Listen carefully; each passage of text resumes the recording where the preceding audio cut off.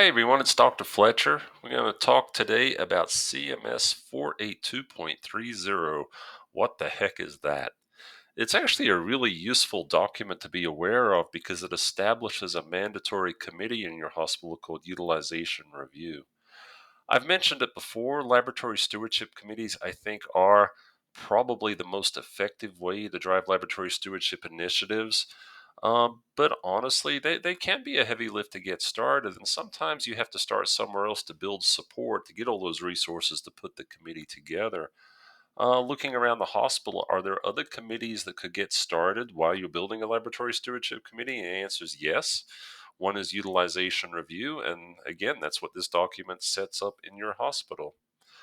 CMS 482.30, so it's what we call a CMS rule or a condition of participation. Basically, if your hospital is going to build Medicare and Medicaid, you have to follow their rules. This particular rule says you have to have this committee called utilization review. Let's take a look at the document. I think it'll help explain why laboratory stewardship initiatives could fit this committee very well. As you can see here, this is my website. I'm just going to go up to the search bar and I'm just going to type in CMS 482.30. I happen to be using Google, and you can see the first document that comes up is 482.30. It's actually just about everything that comes up. In any case, let's click on this first one here, and this pulls up the Code of Federal Regulations. It's often abbreviated CFR. And you can see here is the rule 482.30 condition of participation utilization review. So basically, CMS says, you know what, your hospital's billing us. You have to have this committee because we want to make sure that you're billing us appropriately, not excessively. Have to have this committee. So this committee exists in your hospital. The nice thing about this committee is it's already attended by members of your medical staff. It's a requirement. The minimum is at least 2 members of your medical staff must attend the committee. It's kind of nice because one of the challenges for a laboratory stewardship committee is who do you get to sit on the committee? How do you get them to come to the meeting? This one, they're already coming. What does this committee actually do? They're typically looking at things which are very relevant to Medicare. Basically, are hospital admissions appropriate? Because obviously, hospital admissions are very expensive. So they actually call it out. The committee reviews admissions. A lot of times they're looking at hospital status. Was the patient an inpatient or an observation or an outpatient? How long was the length of stay? Because again, these things have really big financial implications for Medicare. What's really nice about this document is it also talks about other things the committee should be doing. And if you scroll all the way to the bottom, it's at the very end, paragraph F, review of professional services. This committee is required to look at not just hospital admissions, but professional services. Let's read the actual requirement.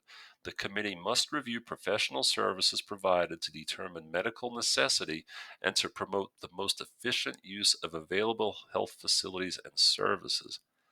That includes laboratory. Now you can see that this committee actually really should be looking at laboratory utilization as well. In summary, what I recommend is if you're thinking about starting a laboratory stewardship committee, that's good. Keep going there. But in the meantime, also explore this committee because they might be willing to take up some initiatives along the way, and that would help you support or justify a larger committee. The first time I heard about utilization review, I actually became the chairman of this committee, and this is how I learned about it. And this committee, at least in my experience, a lot of times it's hard for them to get data. It's hard for them to find actionable things. And so when laboratory came to us and said, gee, we've got a few potential utilization things for you to review, the committee was actually really happy to look at that. It was kind of nice to get some actionable things. In your facility, the thing to do is ask around to say, where is utilization review? How often do they meet? Who's the chairman? And somebody's probably going to say your laboratory. Why are you asking? And you can say, well, I read 482.30 and they're supposed to be looking at utilization of all medical services, and I got a couple of projects for them. Sometimes what they'll do is they'll ask you or invite you to present to the committee, and they might even set up a subcommittee of utilization review for laboratory. In any case, that's a little bit of background on CMS 482.30 utilization review and how you can leverage it for laboratory stewardship. Let me know how it goes for you. Leave me a comment, a post, drop me an email. Good luck on all your laboratory stewardship initiatives, and thanks for your time.